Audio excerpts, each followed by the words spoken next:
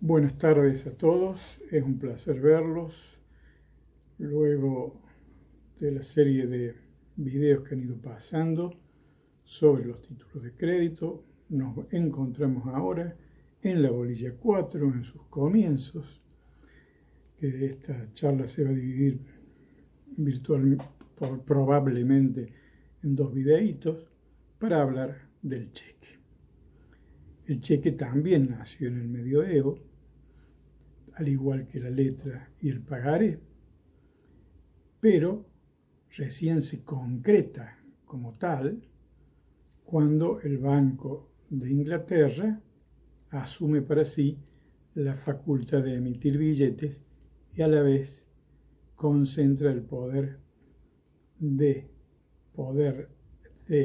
emitir también cheques, es decir, letras de cambio giradas por depositantes a través del cumplimiento de lo que se denomina el aspecto interno del cheque. Pero antes de seguir en este tema, digamos entonces que desde allá, en el siglo XVIII, año 1600 y pico, en el libro de Scuti está toda la historia del cheque, llegamos a la actual ley 24.452 que regula dos modalidades de cheque. El cheque de pago común, y que es esencialmente un título de crédito pagadero a la vista, y el cheque de pago diferido, artículo 54, que es la orden de pago librada en contra de un banco en el cual el librador, es decir, el cuenta corrientista, tiene fondos depositados o autorización para girar en descubierto. El contrato de cuenta corriente bancaria está especialmente regulado en el Código Civil y Comercial, donde se receptan los contratos bancarios, artículo 1387 y siguientes, con una serie de condiciones de transparencia que les recomiendo que lean, pero la cuenta corriente bancaria se regula en el artículo 1393 en adelante y habla de este contrato entre el cuenta corrientista y el banco, mediante el cual el banco se compromete a acreditar los depósitos y obviamente también dar de baja a los retiros y tener siempre transparentada el saldo de disponibilidad por parte del cuenta corrientista, para que éste sepa, a través de los resúmenes que le envía el banco, la posibilidad de girar. Pero volvamos rápido. Les recomiendo, obviamente, que aunque esto es materia del derecho cambiario, que revisen y que lean detenidamente el contrato de cuenta corriente bancaria. Y obviamente las circulares que los regulan, porque allí no solamente está la circular madre, que regula la cuenta corriente bancaria, con todos los recaudos para su apertura y los requisitos que exige el central a las entidades financieras que respeten para abrir cuenta corriente a personas humanas o jurídicas, sino que también están los ejes centrales que deben respetar las circulares del Banco Central que están en la web, es decir, en la página de esta entidad. Yendo entonces de nuevo a la ley 24.452, vemos que en el artículo 1 dice que hay dos tipos de cheque: el cheque de pago común y el cheque de pago diferido. Sin embargo, veremos que ha surgido también a través de la ley 27.444 el cheque electrónico o e-cheque, que es aquel que se crea por medios digitales y se firma también digitalmente. El cheque de pago común tiene, obviamente, los requisitos de todo título de crédito.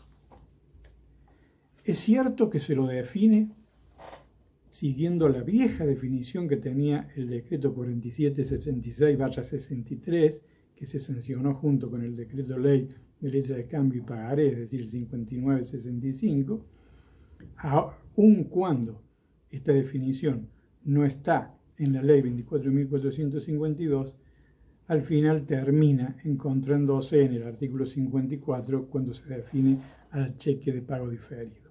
Entonces, ¿qué es un cheque? Tanto común como de pago diferido. Tiene dos aspectos. El aspecto interno del contrato de cuenta corriente que une al cuenta correntista con la entidad bancaria, que se regla por el Código Civil, como hemos dicho, y por las circulares que lo reglamentan, y el título de crédito que se emite, que se suscribe a favor del tomador, es decir, del beneficiario, es decir, del portador legítimo en los términos del artículo 17, no esta vez del decreto ley 5965, sino del artículo 17 de la ley 24.522.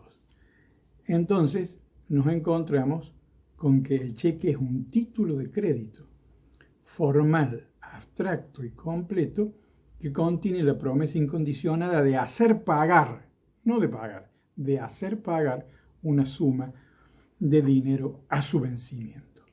Nada más que la diferencia central entre el cheque común y el cheque de pago diferido es que el vencimiento del cheque común es siempre a la vista.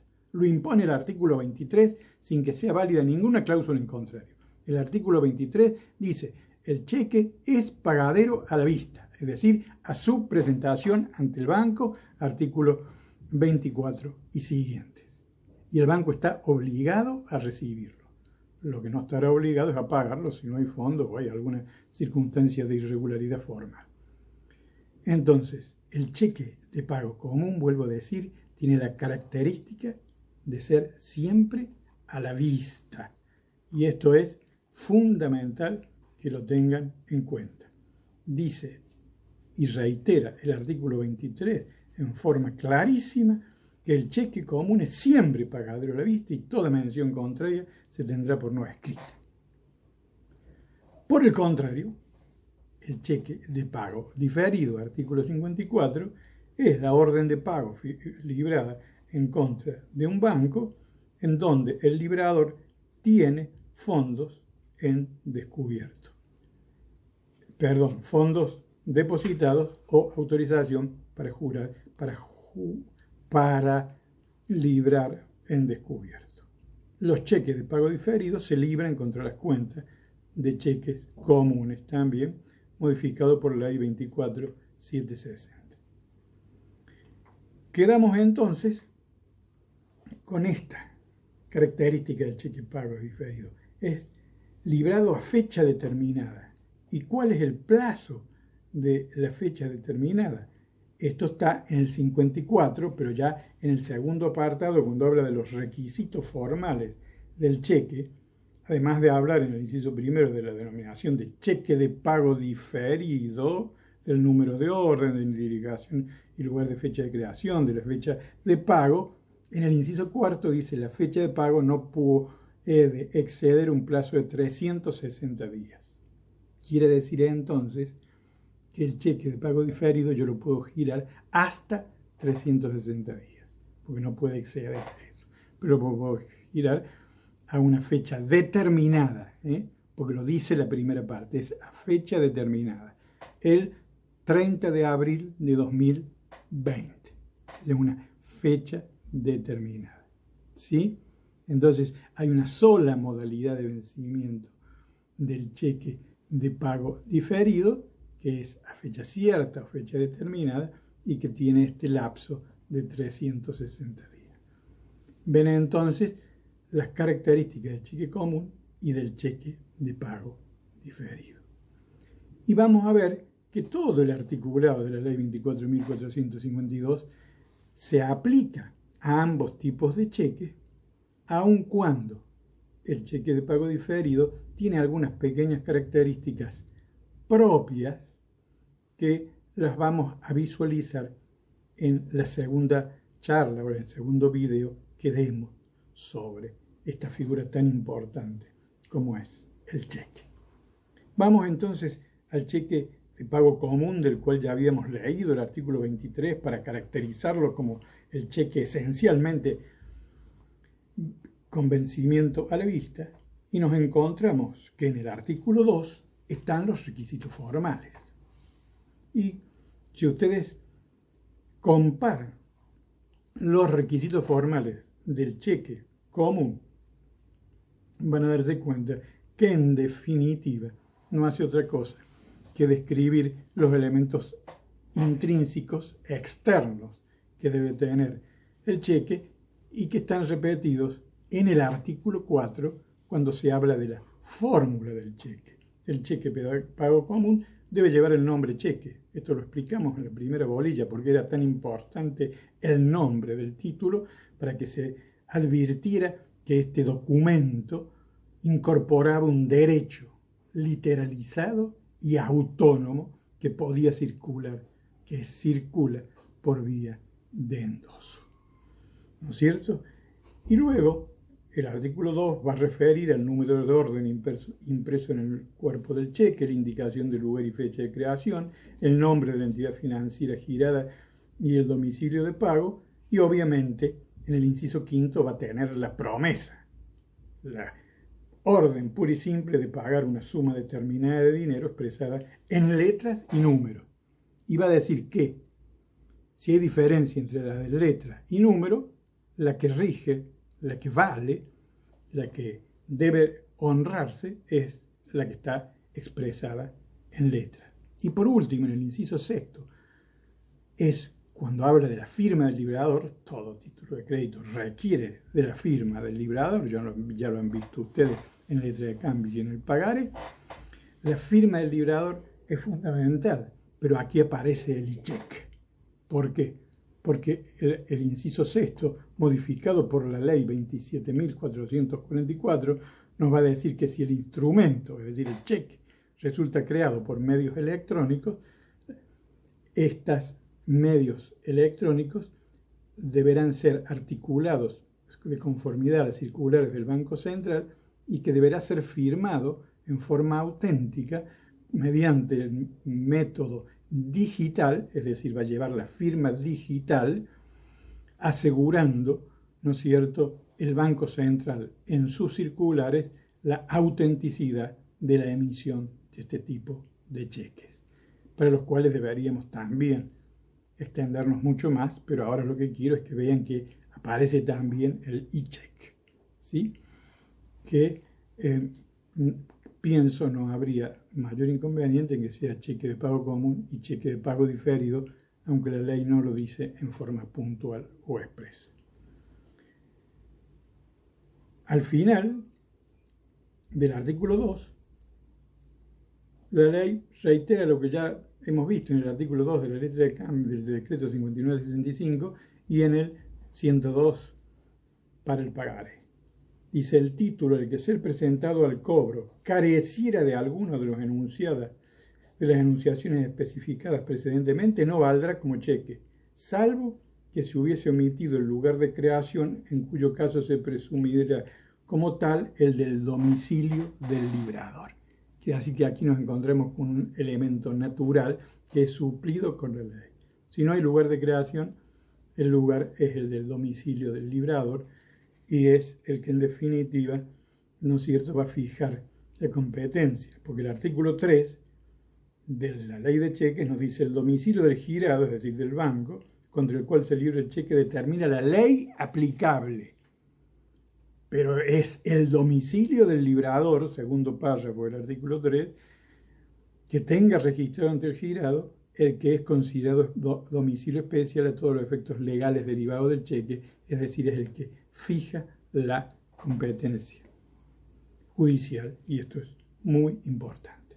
Bueno, decimos entonces que el artículo 4 establece la fórmula del cheque la que la tiene que entregar el banco, el cuaderno de fórmulas, ¿no es cierto?, al cuenta corrientista, y si se manda a un apoderado, deberá esperar la conformidad del titular de la cuenta. Y que en caso de extravío o de sustracción de la fórmula de cheque, ¿no es cierto?, se debe denunciar, avisar inmediatamente al girado.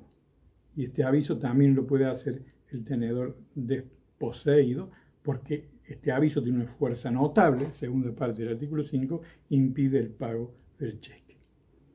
Y a su vez, el artículo 6 nos dice algo extraordinario que no se da en los otros títulos. El cheque puede ser librado a favor de una persona determinada, que esto es una exigencia en los otros títulos, a favor de una persona determinada con la cláusula no a la orden, con lo cual, si vamos al artículo 12 del decreto de ley 5965 o al artículo 12 de la ley 24.452, advertimos que si le ponemos la cláusula no a la orden, este cheque se vuelve transmisible por simple vía de cesión de derechos y no por endoso. Esto no es grave, tan grave en el caso de los cheques, porque a la postre la ley lo que ha hecho es permitir, ¿no es cierto?, a través de las reglamentaciones del Banco Central, que el cheque común tenga solamente un endoso y el cheque de pago diferido dos. Es decir, que la circulación de los cheques está absolutamente limitada. Imagínense ustedes un endoso o dos endosos, las posibilidades de transferencia del título son muy pocas. Por eso es que el que más se usa hoy es el cheque de pago diferido, porque tiene la posibilidad de prometer el pago del girado hasta 360 días. Normalmente no se usa el plazo máximo, pero sí se usan plazos intermedios, a fecha determinada, recuerden, es a fecha cierta, y obviamente eso es una ventaja ineludible. Bien, el cheque, obviamente, el cheque común, ¿no es cierto?, responde a los mismos principios que los demás títulos. El principio de independencia está en el artículo 10. Si el cheque llevara firma de personas incapaces de obligarse, las demás siguen siendo válidas. Lean completamente el artículo 10, ¿no es cierto? Pero el artículo 10 agrega algo que es muy importante. Se copia el artículo 8 del decreto de ley 5965. Dice: el que pusiere su firma en un cheque como representante de una persona de la cual no tiene poder, queda obligado él mismo cambiariamente como si hubiera firmado a su propio nombre. Y si hubiese pagado, ¿no es cierto?, tiene los mismos derechos de quien se ha subrogado en esa posición. La misma solución se aplica cuando el representante hubiera excedido sus facultades. Y el artículo 10 nos va a dar claramente la posición del girado, del librador del cheque. El librador es garante del pago. Quiere decir que no es obligado directo. Cuando un cheque es rechazado y se le pone el cheque, el sello de rechazo que vale como protesto, artículo 38 de la ley 24.452, cuando un cheque, entonces, vuelvo a decir, es rechazado, eso vale como protesto, ese sello bancario de rechazo, y la acción que surge, esa acción cambiaria, es de regreso y no directo. Por eso también dirá más adelante la ley 24.452 que la acción del cheque prescribe al año. ¿Por qué? Porque la acción directa es la que prescribe los 3 años. Y en el caso del cheque no hay acción directa.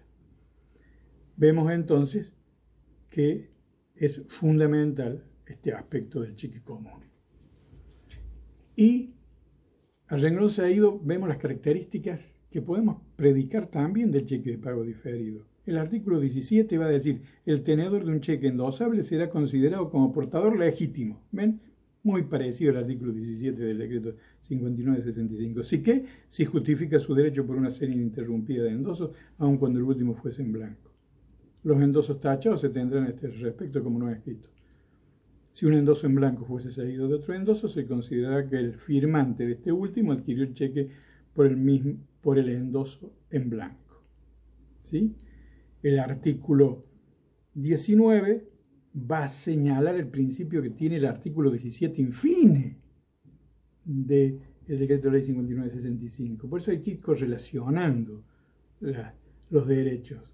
¿Por qué? Porque va a decir que el portador legítimo de un cheque que lo justifique por la cadena regular de endoso no está obligado a desprenderse, sino siempre y cuando no lo hubiese adquirido de mala fe o al adquirirlo hubiera incurrido en culpa grave.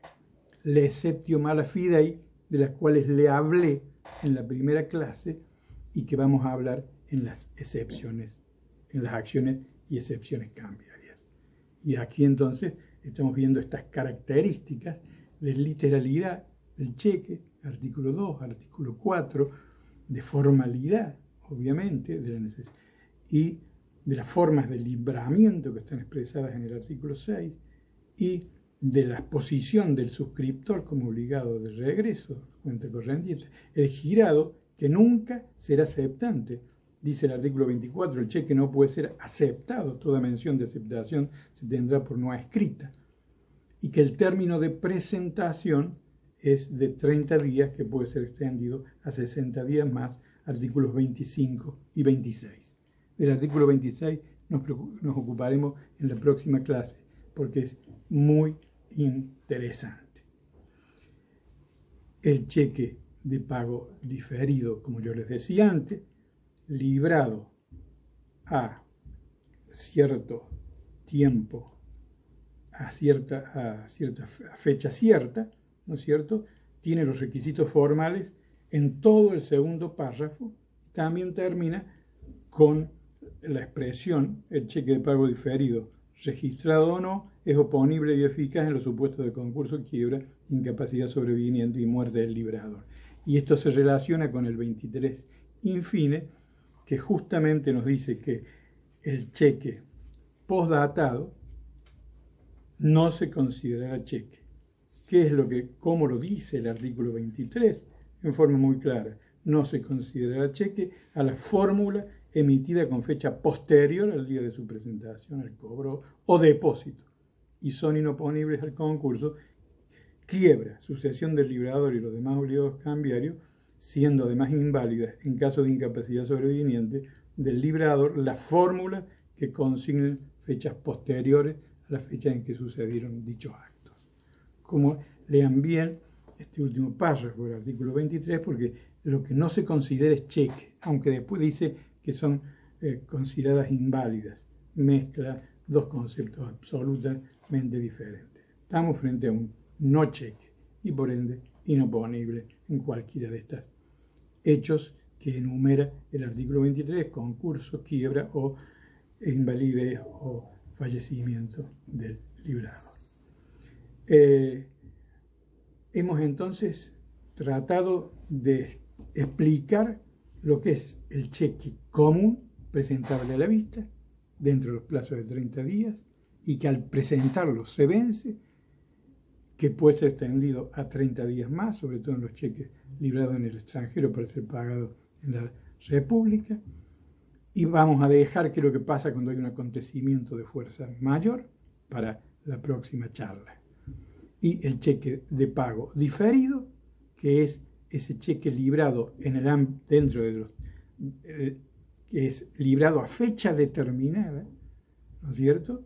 Esa orden de pago librada en contra de un banco, pero que tiene un plazo para poderse girar de 360 días.